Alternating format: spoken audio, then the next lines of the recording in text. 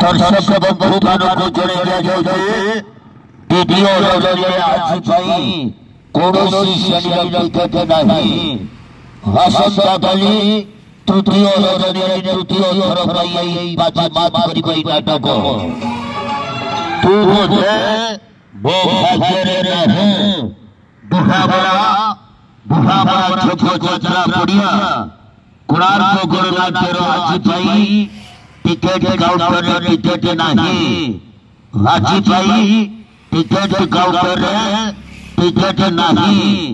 ଆସନ୍ତାକାଲି ତୃତୀୟ ଥର ପାଇଁ ସେହି ଫାଇନାଲ ଚର୍ଚ୍ଚିତ ନାଟକ।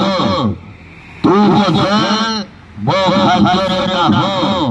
ତୁ ବୋଧେ ମୋ ଭାଗ୍ୟରେ ନାହୁଁ।